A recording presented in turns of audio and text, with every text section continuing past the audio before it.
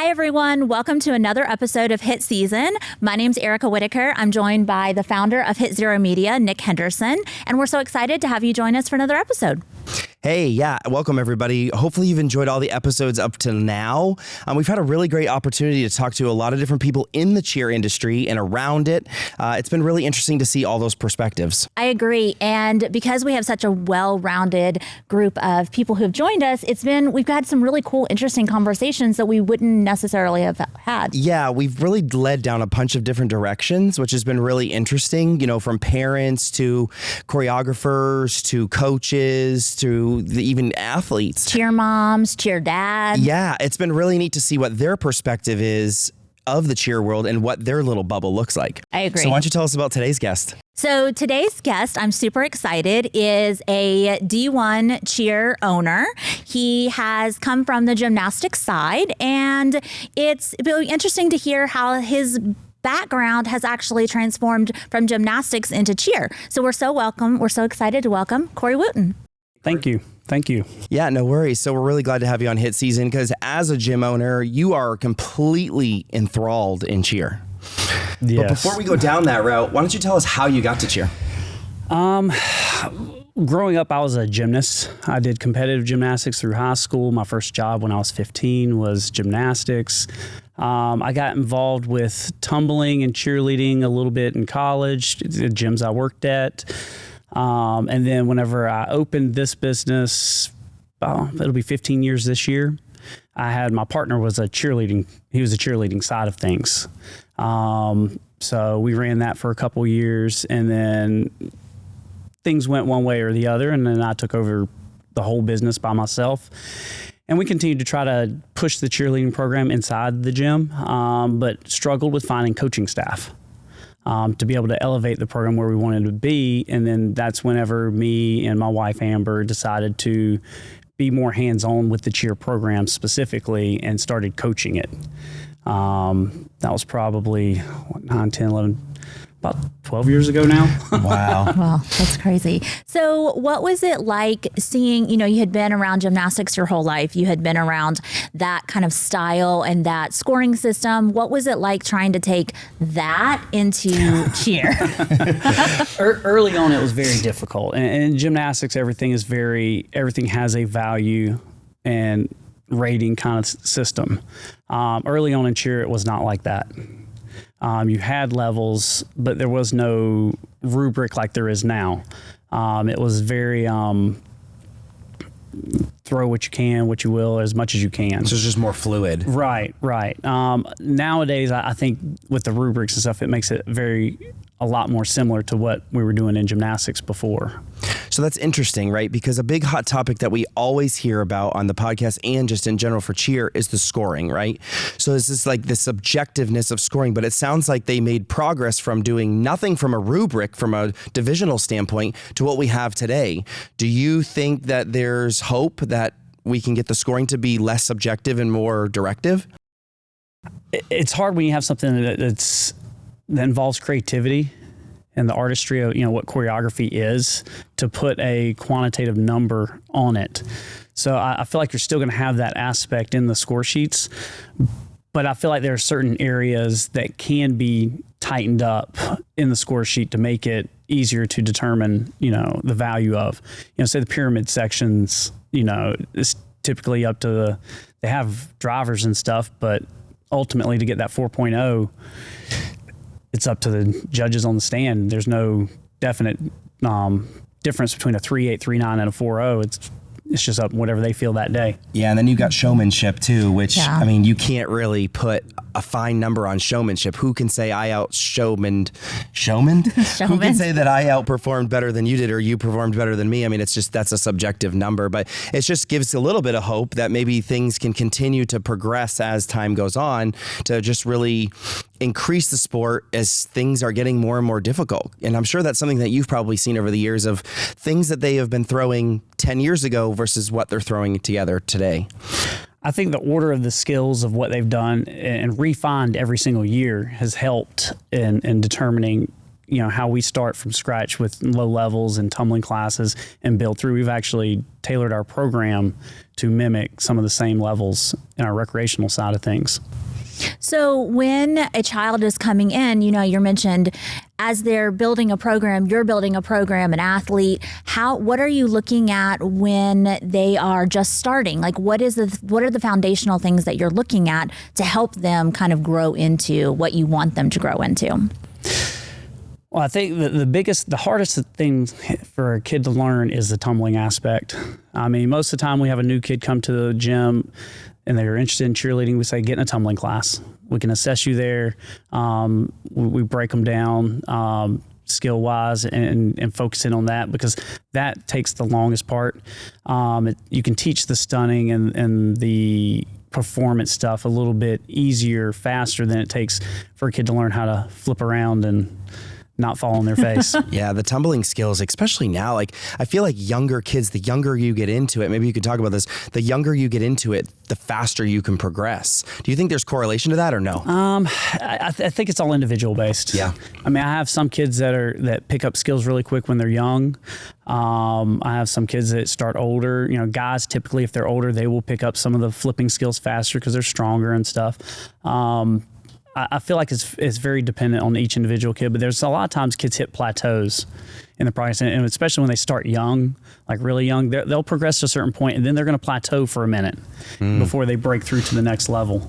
How do you help an athlete through that? Because they're so used to just breaking through all these walls so kind of quickly or just progressing in a really nice high scalability, and then they hit that plateau. How do you help face the discouragement and all the other emotions that go with it? I mean, that part's tough. I mean, you pick small goals. Everybody has lofty dreams, and you can scale them back from what you're going to do your senior year all the way down to when you're 7 years old. Yeah. But a lot of times that changes over the years as kids get older, but just making sure you're focusing on the small details and setting realistic goals along the way.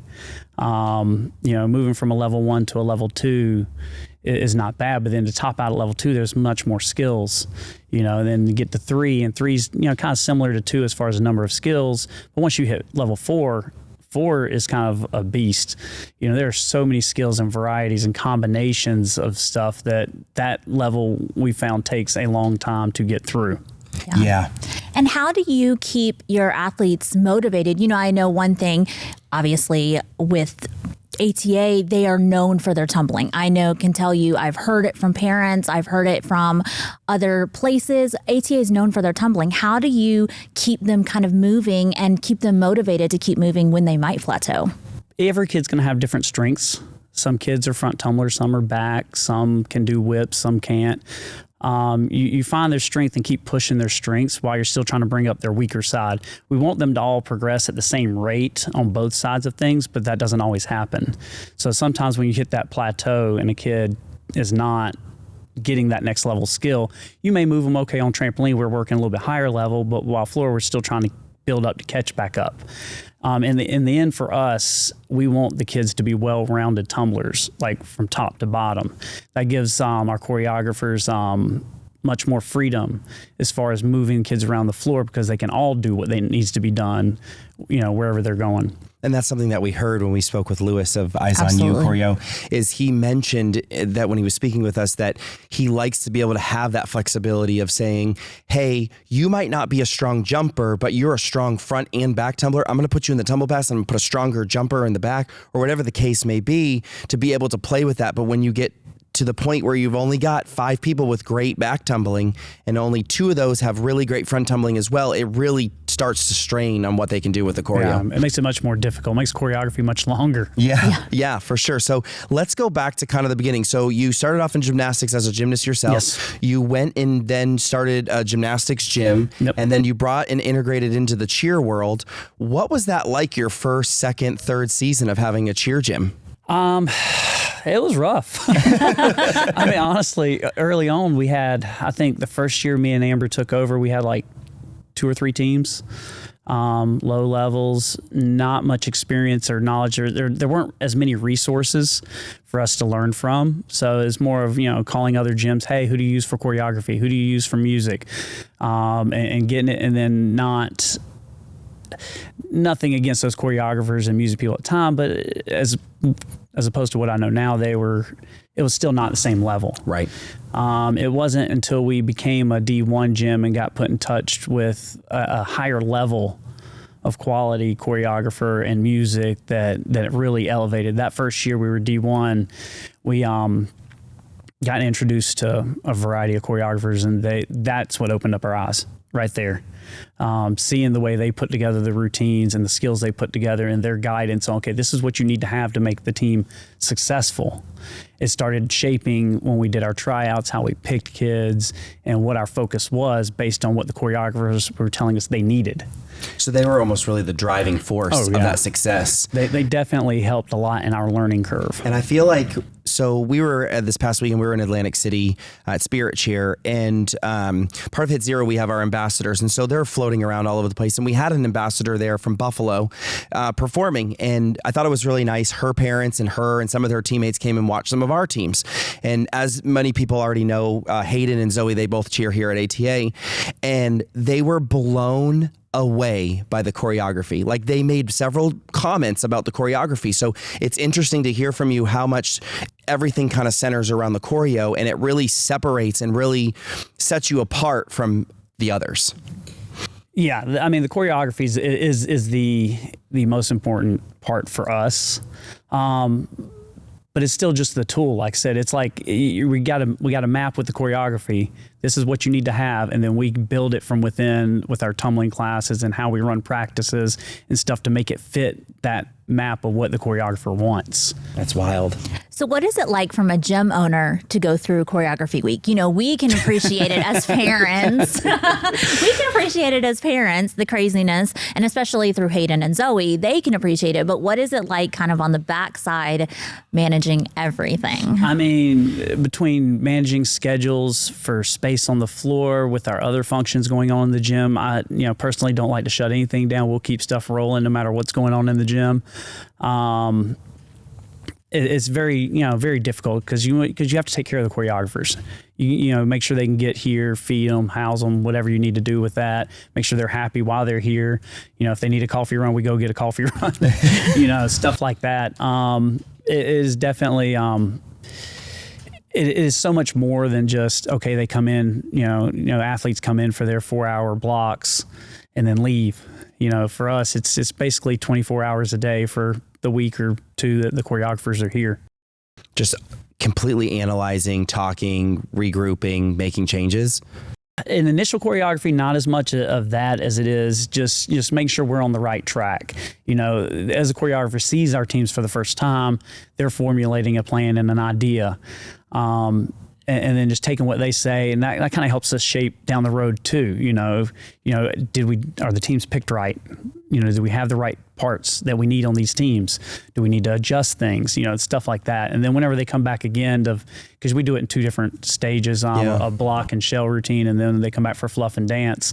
When they come back, are we still on track to where we need to be? And then throughout the year, we'll bring them back in over and over again just to make sure that the teams are still progressing where they need to be at the end of the season.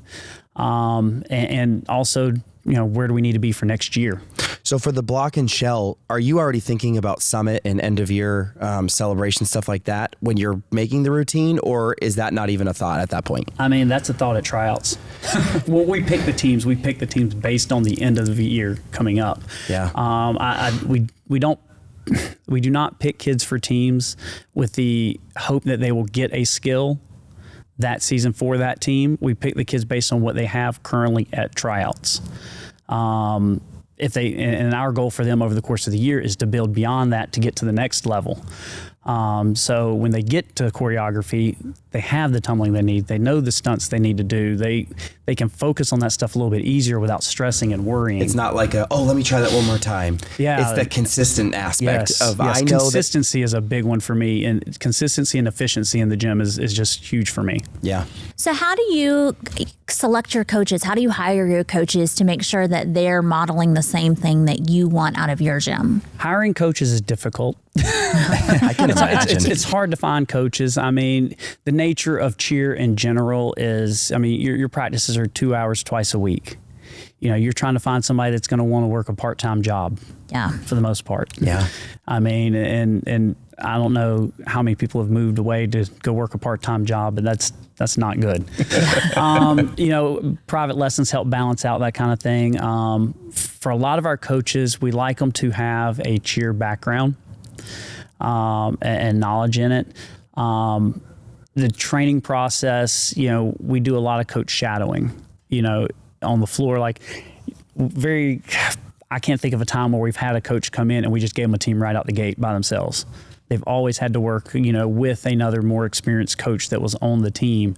And after they kind of prove themselves there, then we kind of start branching them out and giving them coaches behind them to kind of train and learn and develop into the processes.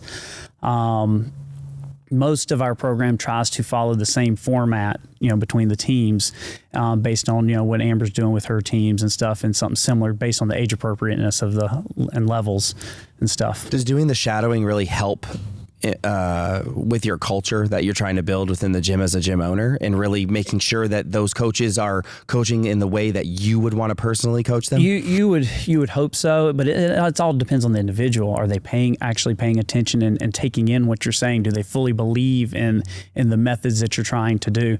I know my personal coaching style is evolved a lot over the past even 10 years. As opposed, just being more understanding at times. There's a fine line between being strict and firm and being mean. Yeah, we've talked about that a lot on the podcast. I don't, when kids know that whenever I'm getting on their case, I'm not being mean. It's not a personal attack. It has nothing to do with their feelings or what they're. You just want better for them. We just want this to be this specific way. Sure. You have to hit that cone with straight arms on one. Yep. Let's do it right now. One. To be able to execute excellence, you have to demand excellence. Right. It's setting the standard. Sure. And I think that it's funny because some kids respond to one coach, whereas some kids might respond to another coach. And I think it's interesting to watch how you might come across a kid and you're like, oh, they're really going to respond to this coach. But there's probably a lot of movement, I would say, whether it's tumble classes, whether it's privates, and they might not always pick the coach that you think that they would, Some kids like, more that feeling that, pat them on the back, hug them type mentality. Some like a more structured, disciplined, regimental type approach to it.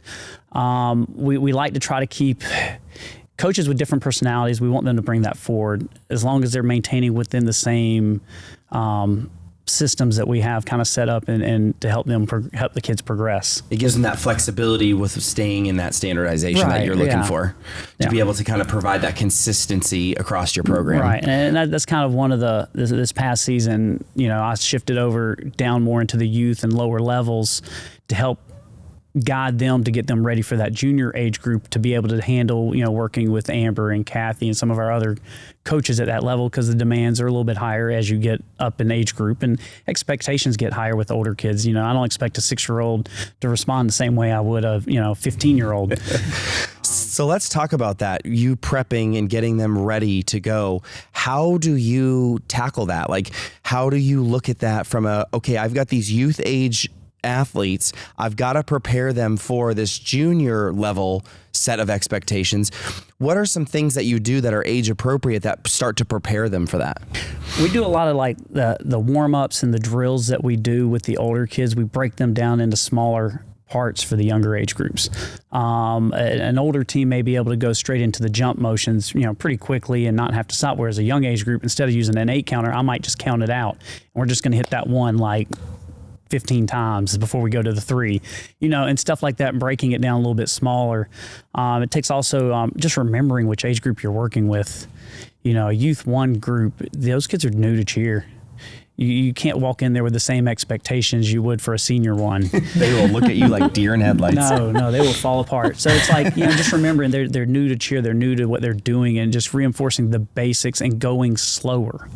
The younger, lower levels have to go slower than the older, higher level kids. Yeah. Do you like moving the kids all in kind of a grouping, or do you kind of separate them out and be like, okay, this one is ready, this one maybe not quite? I mean, ideally, we'd love for teams to age up and level up together.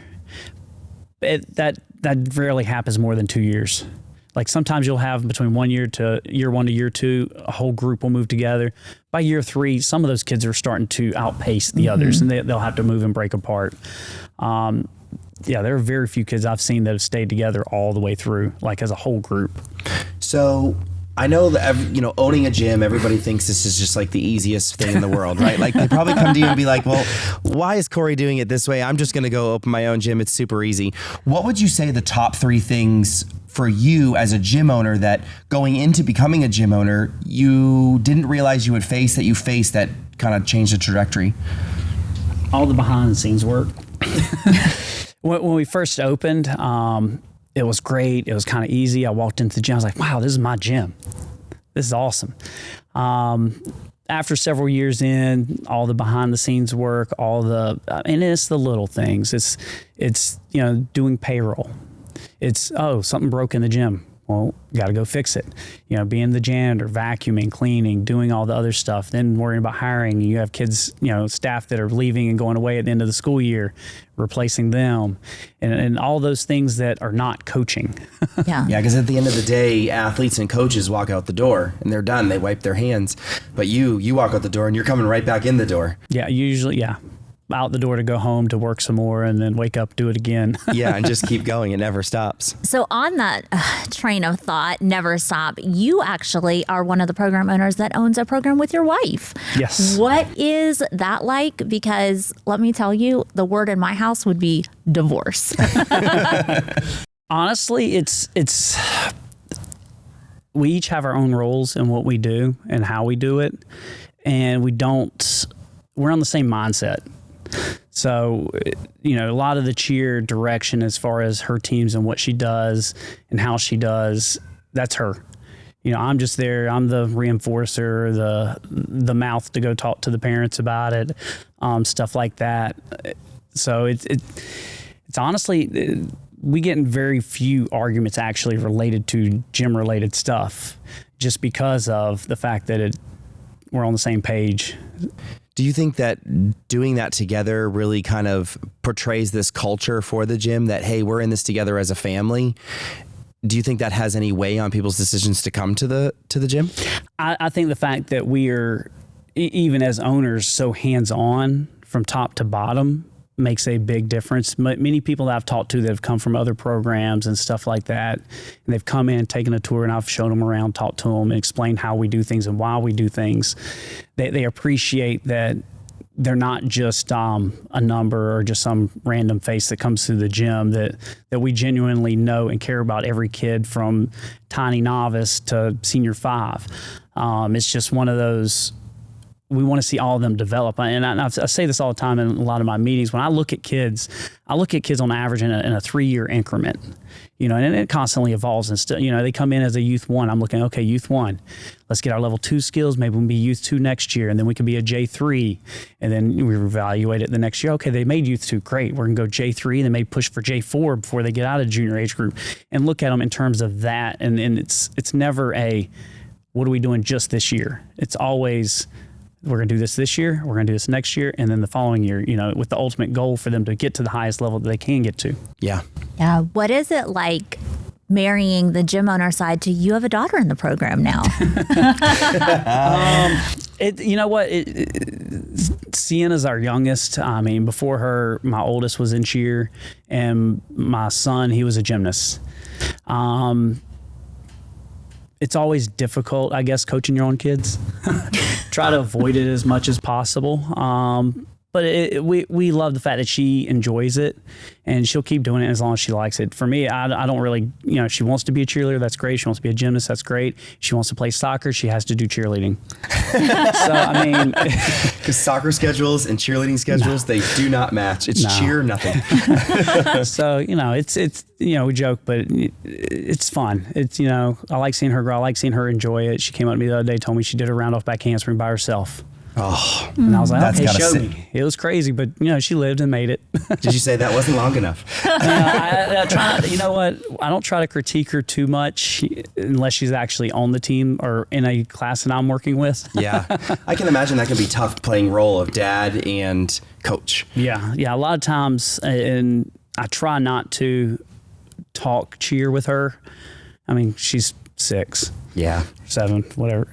Anyway, she'll be, she will, outside the gym, and I tried to do it with my son. It was a little bit harder with him because he did gymnastics and I was his gymnastics coach for a period of time at home, I really wasn't trying to talk a whole lot, but there was sometimes conversations. Create that separation and that when balance. We go home, we're at home. We're at the gym, we're at the gym. Yep. That's cool. So let's talk about a little bit of adversity. And I don't want to go down, you and I kind of talked off air about this, but I guess, we're a team here. The gym kind of was under the Rockstar umbrella and some stuff went down with Rockstar and you had to make a choice whether or not you were going to go with another brand, if you were going to do by yourself. Talk us about how you handled that from what am I going to do for my family and my gym and my people here? I feel like when we look back at that situation and thought about what we did inside the gym and how we did things, they were always kind of the same. The way we ran our program and the way we did things in-house was always very consistent. So when it came to that point, it's really only just slapping a different name versus changing. It wasn't like it was a significant change for us in-house. Like kids that have been here before and after, they didn't notice anything different other than a different uniform. Yeah. Now, deciding whether or not we wanted to be independent by ourselves or be part of a multi-gym type system, that one was kind of a tough one. We were debating. I don't think we ever fully thought about consider going by ourselves completely. I didn't really want to do that. We did weigh out between a couple different programs. I got a phone call from a friend of mine that worked at ATA and kind of threw it out to me. And I thought about it, and I had a lot of respect for their program. We'd been competing against them for years. They were tough. They were good. They were clean. And then any interactions I ever had before with them was always very, like they were good competitors. Yeah. It wasn't like I'm going to talk trash or anything like that. It was like, hey, you guys got us today. Good job. Yeah. That kind of, and I really respected that. Plus, they have certain things in the way they've developed and built their program that I still wanted to learn to help benefit our program. So that's what I think ultimately decided to go, that route and partner up with ATA. Yeah, it sounded like and feels like after a couple seasons that it was just such a great marriage. They are very tough competitors. Goodness gracious, their teams are great.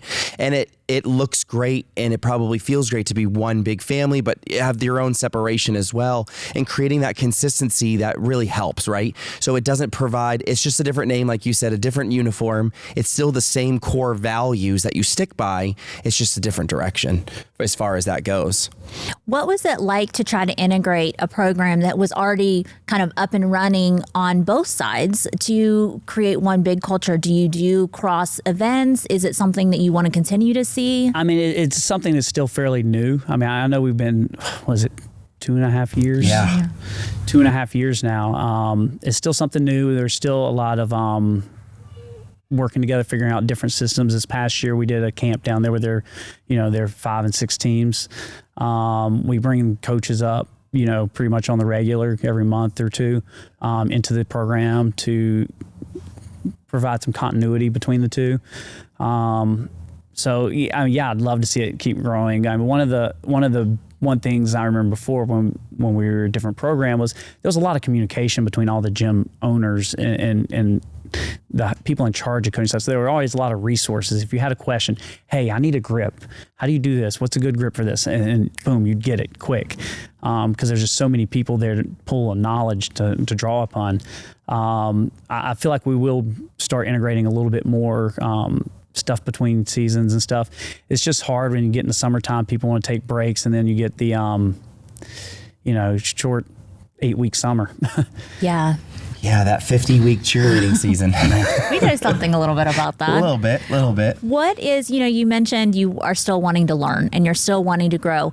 I can guess what your next step is, but what is it that you would think that you're really looking to grow next?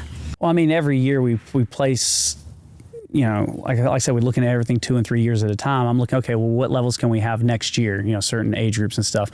A Worlds program is something we've always wanted to have. for us, it's a little bit different than most gyms.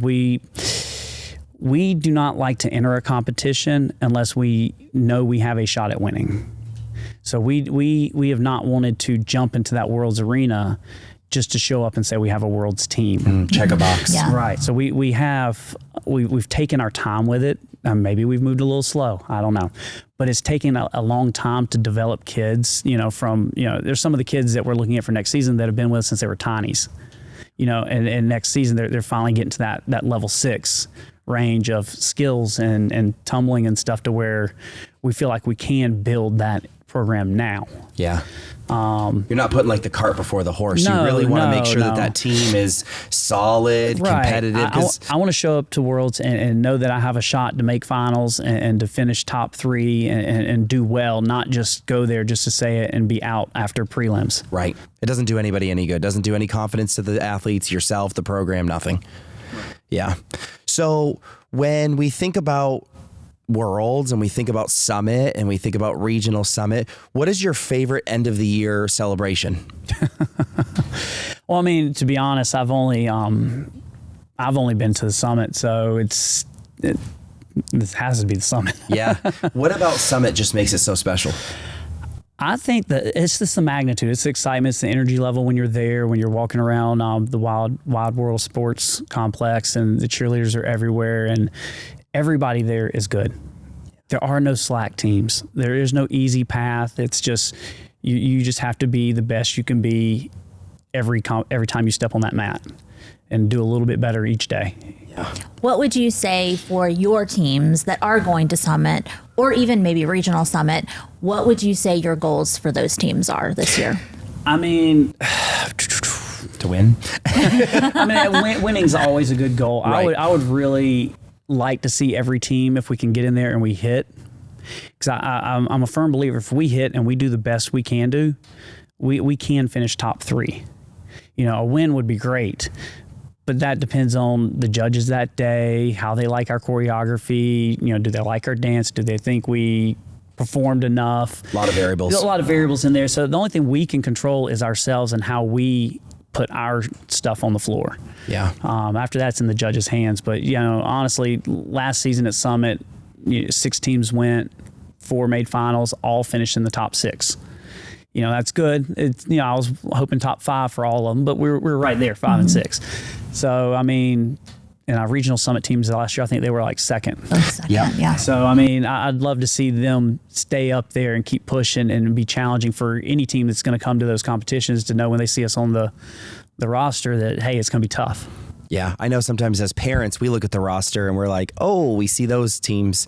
That's going to be an interesting situation. And it's got to feel good to know that your teams are probably the same reaction to others. They see it on the competition list and it's like, ooh, we got to go up against ATA teams. Yikes. Are they bringing this team? Oh, they're bringing this team this year? Wow. Yeah. So what is it like in those last couple of months? We've kind of only got, 3 months? 3.5, 4 months? Yeah, it flies by. So you've already gotten 2 competitions out of the way. Yeah. You're looking towards easily 4 in the next 5 weeks, 6 weeks. Yep. So, and that's kind of the middle of your competition year. And then you start going towards okay, now we're rounding out the end of the year. What would you like to see your teams really hone in on in this kind of middle chunk? I mean, for me, it'd be consistency. It's the same kind of thing we talk about with our classes and stuff like that. I really want to see us develop a little bit more consistency. I know our hit rate on the first competition was a little low. This past one, we were a little bit above 50% over 2 days. I think we're 8 out of 14 routines. So I'd like to see that number go up. Usually it's towards the end of January that we really start developing it a little bit more and are walking into competitions and hitting 12 for 16, 15 of 16.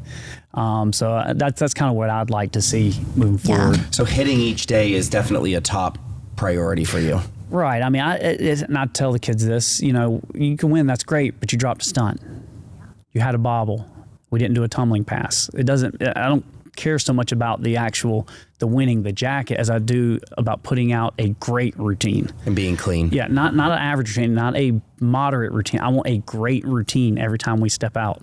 So that brings up an interesting situation because we've talked about this. So you go to a competition and say you're bringing 2 teams with you to make math easy. And one of the teams you're competing against, or one of the teams you're bringing in that division, you're competing against 7 other teams. You have another team that you're bringing and they're competing against no one. What are your thoughts on that as not only a coach, but a gym owner? What are your thoughts? Do you think there needs to be changes made there? I mean, that's hard. The varsity can't control who's coming to what comps. They can't control, they can control, I guess, the splits and how they split up groups, but it's the nature of it. I mean, every program's going to have a youth 1. Yeah. Or a junior 1 or a youth 2. Yeah. Not every program's going to have a senior 5 or senior 5 co-ed or something like that. So it's just kind of the nature of it. You try to pick competitions that give you that balance of you're going to have competition or not have competition. Honestly, I don't mind going into our first competition, with minimal teams because, it's just a warm up. Yep. Do I want to go a whole season like that? No. Right. We definitely need to, if you're going to be ready for Summit, you have to compete against some of the teams you're going to actually, see there. It goes back to your thing, to be the best. So you have to compete against the best. Right. Yeah, it's going to be interesting because we've talked and thrown some ideas around on maybe like a minimal score, like if you have to hit a minimal score to actually get, because the thing here is you could, and to your point, varsity doesn't know what teams are going to what comp, but you could essentially see if there's any teams in that division, go to that comp and then get a Summit bid out of nothing, like not really competing. Well, I know there are programs out there that do that. We call it chasing a bid. Yeah. We try not to do that. If we can't get the bid during our normal schedule, we don't really feel like we need a bid. And I think that just goes back to the culture, right? Yeah. Absolutely. So moving on a little bit about, competitions and competition season, how do you talked about, okay, I want to look at this or I want to look at that. How do you create an entire competition schedule? And when does that start? Yes. Before Summit. Before Summit, we start looking at next season, and we use our current schedule typically and what was going on this season to give us a ballpark idea. Typically when varsity puts out their competition schedule, they do it relatively early. So before tryouts, we have I'm going to say like an 85, 90% confident schedule for the next season. There are competitions being in Charlotte. There's a lot of local ones that we'd love to go to. But we like to change it up a little bit and pick different ones to give different experiences. This year we're going to Nashville. We've never been there. We went up to Atlantic City. We've never done that one before either. Just to give different experiences for the kids. So it's not just the same comp schedule every single year. Do you find value in putting, some programs opt to do, 2 teams go here, 2 teams go here, a team goes here. Do you find value in that, or do you prefer to show up with an entire program? I want to show up with the whole program. Just if put it in perspective, when you go to a competition, your kids come out on the stage and you look around at the crowd behind you and you got, 10 teams worth of parents backing you up versus just your team. It's having that crowd engagement from a larger crowd, I think, that helps the kids, especially with their performance and their energy levels. They feed off of that. So the more we can take, the better. We did go to NCAA a couple of years ago and took 2 teams, and that was a tough one with only 2 teams. Very little crowd engagement in general. Yeah, and that's a large competition. Right. So it's definitely, the crowd engagement is why I like to take the more teams. That makes sense. So we have a part of the segment where we do what's called questions that hit hard. So if you thought that any of the questions that we asked, those are the easy ones. It's typically we just do rapid fire. So Eric and I will ask you questions. It's really just think about the first thing that comes to your mind, and we'll start off kind of easy. Okay, I'll start easy. Favorite competition that you enjoy going to? Not necessarily your teams, you enjoy. Spirit of Hope. When you go to a competition, what is your competition day? Do you have any superstitions? No, I'm not very superstitious at all. I feel like if you're prepared, you're ready. How do you feel about splitting the pole? Huh? Splitting the pole? No? I've heard the girls talk about that one. I don't. So we didn't know until we had no clue. I don't encourage it. But they were very sensitive about that. Whatever makes them happy, keeps them going, keeps them calm. I don't care as long as it's not taking away from our warm up. Okay, when you're getting ready to, like, your teams are coming out on the mat, what are you looking at? Are you looking at the teams, at the parents, at the room? What are you looking at? I mean, when they first come out, I'm cheering on the team. I probably, since I do the music, I probably double check and triple check the music a couple of times. I turn it off, turn it on, check the volume, make sure it's exactly right. And then I look out at the crowd and see what kind of engagement. Honestly, throughout the routine, since I'm usually with the music, I'm watching the routines to make sure they hit, but I do also kind of gauge crowd engagement too. So speaking of music, have you ever played the wrong music for the wrong team? No. Oh, that's good.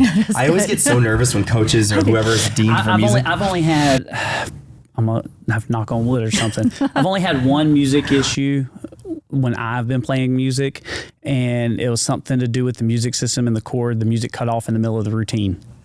We were at Halton Arena or whatever, and the team did great. I think they actually ended up winning, and the whole crowd was counting because their music quit, and it was crazy, and it's the worst nightmare of every coach year. Yeah, some of those people are so lax. Like one time I was watching, it wasn't our gym, it was just somebody was watching, and he's like leaning over with, I'm like, what are you doing? Pay attention.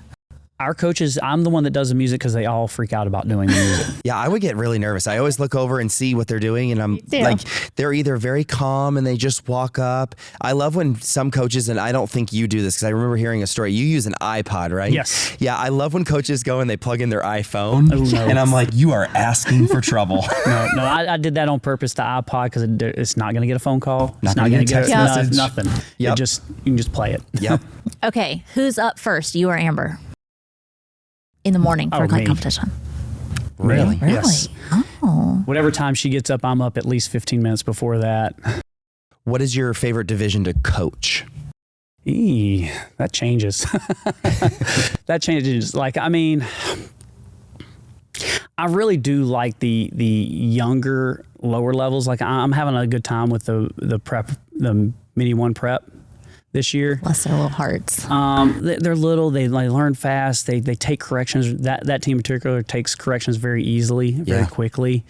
It's a smaller team, so they're easy to manage. I enjoy senior teams. Senior teams are kind of fun just because, regardless of level, they're older. They can understand the more coaching aspect of it. It's more, honestly, for most of them, it's more of a mental thing than it is an actual skill. You're building some skills, but it's more keeping them mentally engaged in what they're doing. Yeah. Taking ATA out of it, what program do you genuinely admire? I'm not one of those that sits around and watches cheer videos. I am not that person. I couldn't sing any of the music of any of the other teams. I mean, honestly, Stingrays is always pretty solid. Anytime we go up against any of their lower level young age group teams, they are solid from top to bottom. They are. I always make, it's one of those teams I keep a lookout for. Star. I love Star. Yeah. I love the both the Atlanta and the New Jersey locations. They're great. Mm-hmm. They're always good sports about everything and just good competitors. That's probably my top two. So you go into a competition. What are you wearing at the competition? And is your outfit based off of the location of the competition? And do you wear something different? This is multifaceted. And do you wear something different based on the results of day one on day two? And is it bling? No, it's not bling. Have you ever seen Cory in bling? Not bling. But to be honest, most time it's just jeans. Yeah. and it depends on the weather. If it's cold, I got a sweatshirt on. If not, it's a t-shirt. I know some people change it up. I know when we talked to Lewis said he changes it up. If they hit on day one, he's going day two all out. Yeah. If they don't hit day one, committed. He's not committed on day two. The girl's got a superstition. I wear jorts at Summit. Usually on day two. I'm here for that. They always ask me about it, and Amber gives me a hard time about it. So do you have them packed? I always take them with me. I love it. Okay, so let's say you're at a competition and you're running around, which I'm sure you do. I've passed you many a times, and I'm like, oh, not going to mess with him. What are your go-to drinks, snacks, anything that you have to have? We're allowed to eat at comps. Yes, usually they'll have a whole lot of time. Before you get there and after you leave. Yes. I mean, honestly, I like Celsius. I'll drink a Celsius. Food-wise, it's usually whatever the comp has, which is burgers and chicken tenders. We're getting through the day. Getting through the day. The energy drinks, the Celsius is probably, if I can grab one of those along the way, is going to be a necessity. So Note to self, if you pass Cory, hand him a Celsius. Yeah. On the go. So kind of veering off, one of the big questions that I had was, you've spent a lot of time with some of these athletes that are now at the senior age. You've been with them since the tiny age. What is it like from an aspect of coach and a program owner to be with an athlete that, number one, maybe you've been with them forever and they're getting ready to age out and senior out? What is that like to mentally prepare you for them to leave? And then a second question would be to work with an athlete for so long and then they decide to leave the program and go to a different program. How do you handle both those? Ooh, those two different ones. Yeah. We can start with the senior age out. The senior age out and stuff, that's always an emotion. One of the things from our gymnastics side to our cheer side is that I determine a lot of our success on how many kids that we can keep from when they're young until they graduate and go off. You know, we have banners on the wall. The seniors get, for our senior cheerleaders get, you know, I give them varsity jackets, you know, their senior year with their team names and all that stuff on it. Our gymnasts, they get their names on their own banners up on the wall too. I think that is really the mark of a successful program. You know, it's that these kids learned to be loyal, but also to continue to grow. And they truly, when they stay that long, they truly believe in what you do and how you do it. They're not looking for the quick win. They understand that sometimes it takes longer to build and to be the best. So those are truly the special moments whenever you get to that point. Yeah. On the flip side, the kids, say you get up there, you get them into the high school age groups, they've been with you since tinies and they choose to leave. Yeah, it's rough. It hurts. I don't like losing any kid in general. I don't care if they're only here 1 year, 2 years, 10 years. I never like losing kids to other programs. I get it. Sometimes kids get to that point and they say, you know what, I'm done. And maybe they quit the sport altogether. That happens. But yeah, it does, because in the end, for me, looking at it, they didn't agree with the way we do things and how we do things.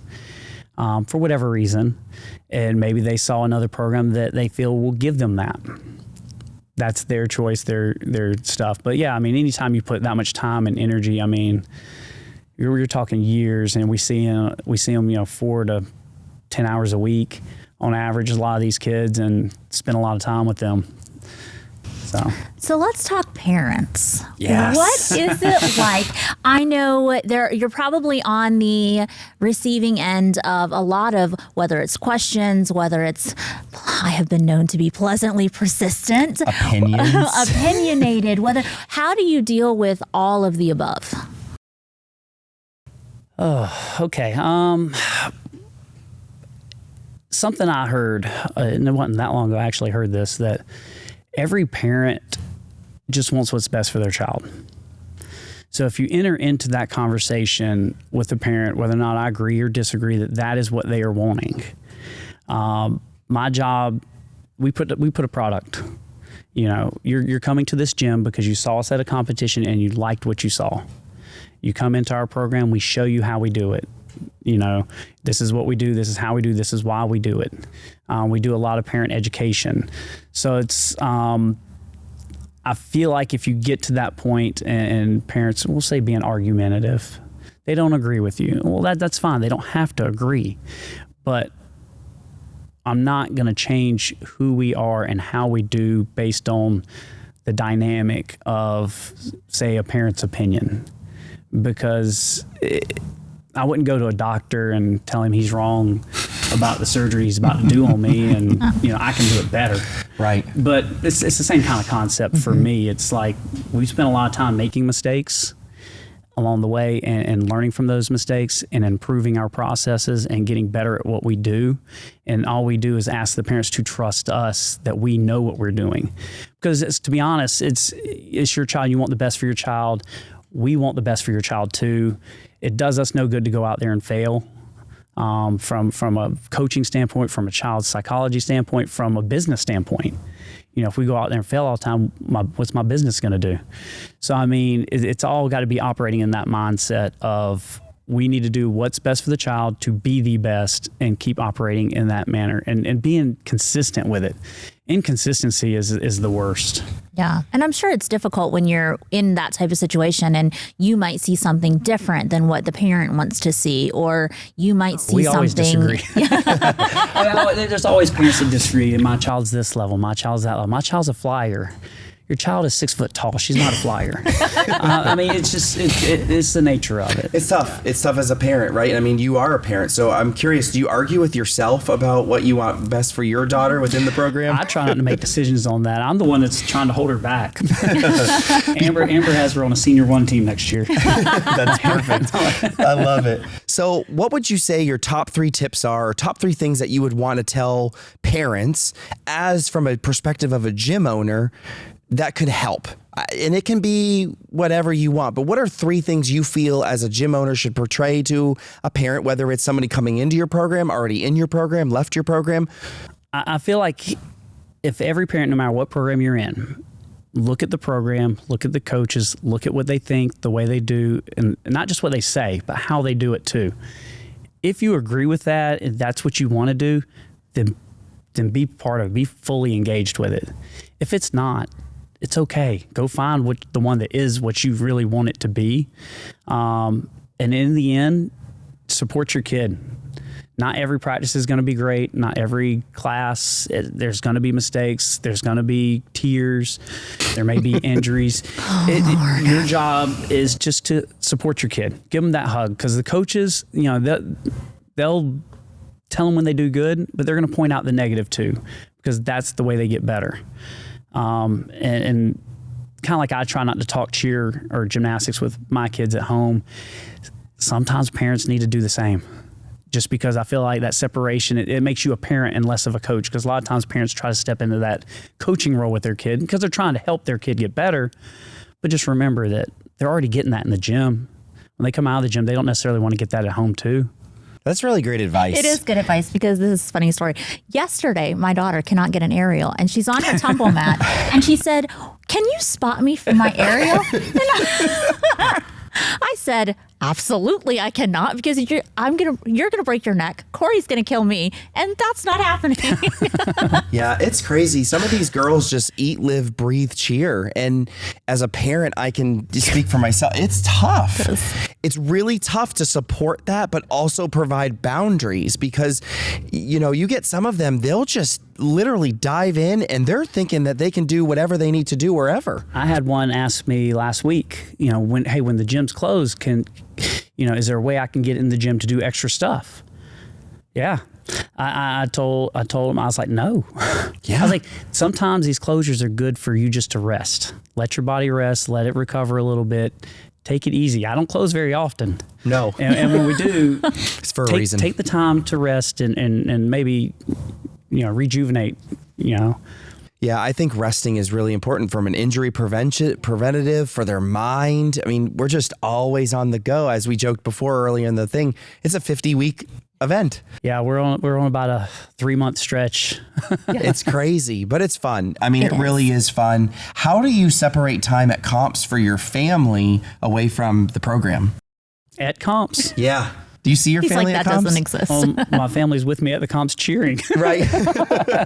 I mean, to be honest, some of the competitions that are the local, the shorter time schedules, Sienna will be there. She's the -- cheerleader over on the side. She does music with me. Nice. She's jumping around back there. She's going with us backstage.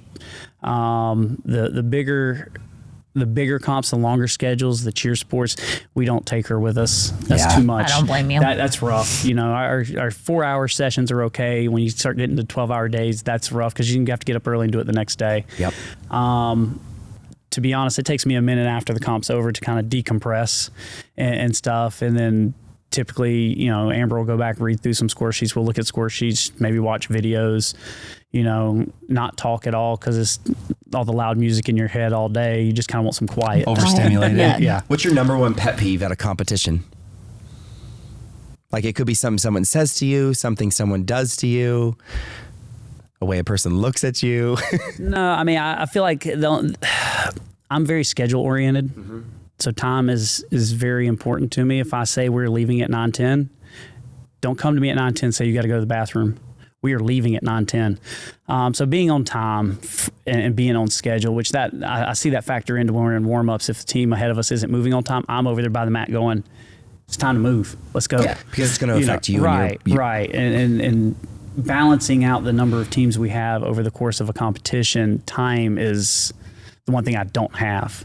I just finished doing our whole mapping out for the coaches for this upcoming weekend, and it was a little bit of a nightmare. Yeah, the logistics portion has got to be tough. How do you make it fun for your coaches as you kind of travel around? I'm sure you become kind of this big whole family. How do you make sure that they're on time, making sure that they're moving, make sure the teams are getting all the places, or do you just delegate? I mean, I feel like because I try to put the schedules out for them so they know in advance what's expected and stuff. And this year so far, and even last year, they've done pretty good with doing that and being there to support the other teams, being down front. That's one of the things when I watch other cheer programs and I'm watching these teams walk out on the floor and all of a sudden these 15 coaches come around. I was like, no, they ain't got 15 coaches for that one team. But that's the program supporting every single team. Yep. And that's kind of what I like for our coaches to do. And I make it a point myself. I'm going to be, if I can, I will be there for every single team, regardless of age group and level, from doing the music to I talk to all of them before they go out on the stage. I give them a brief something when they come off the stage, regardless if I coach them or not. So trying to keep it fun for the coaches, I mean, I don't know. I don't really have a go on. We went out to eat a couple times. That's at competitions. I feel like those are kind of fun in and of themselves. I love competitions. So to wrap this up, what are your goals as a program for the next 5 years? In 5 years from now, we sit at 2030, which is absolutely weird to say out loud. It makes me very old at that point. But 5 years from now, we sit down and have a conversation again. What have you hoped to have accomplished in these next 5 years? I mean, I'd like to say we developed a program that offers everything from top to bottom for a kid. Whether it's a prep kid, a tiny kid, a world's kid, we have everything that they need in one program. I'd like to see it develop and go that way and grow to that level. Yeah, I mean, obviously you want some wins here and there and stuff, and we're still chasing some of those. But in the end, it's all about developing the kids that develop enough love to stick with us, graduate, and go off to college and do it. We put the colleges on their senior banner, what college they went to and stuff, whether or not they do cheer or not. Are they going to college? Are they being successful in life? So seeing our program grow and develop into that full, well-rounded and maintaining larger groups of kids coming out. We have, I think, 10 or 11 seniors this year. No, maybe not. That's with super seniors. So seven or eight seniors. That's a lot, yeah. So wait till we get to the point where we have like 30 seniors. Yeah. That's amazing. Yeah, that's pretty crazy. So you have experienced all of this over the last 15 years. When you think about it and sit down and kind of reflect, what's your most proudest moment within the cheer realm that you've experienced?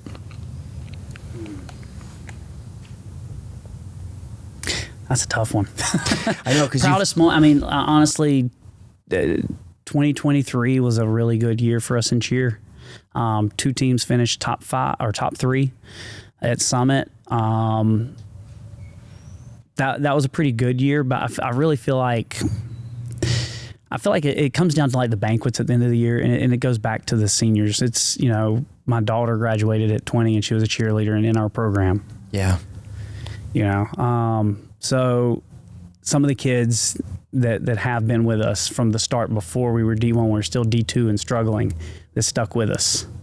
Those seniors, those are definitely the proud moments for me. We see you every day, so it's interesting to hear kind of things from your perspective and as just the gym as the whole. So I really appreciate your time, your effort in the program, and I think just in general, we've had a really great conversation. Yeah, I think people are going to really like this episode just to kind of get a behind the scenes feel and view, because some people only see you at competitions. Some people only see you when you're having a meeting with them in your office. Some people only see them when you show up on their bank account. And it's one of those things where you show up in different ways for different people. I see you way too many times in my Venmo account. So I think this is going to be really good. Yeah. I'm excited. Thank you so much for taking time out of your day. For sure. So this has been another episode of Hit Season. We've been here with Cory Wooten, who's the program owner and coach at ATA Lake Norman.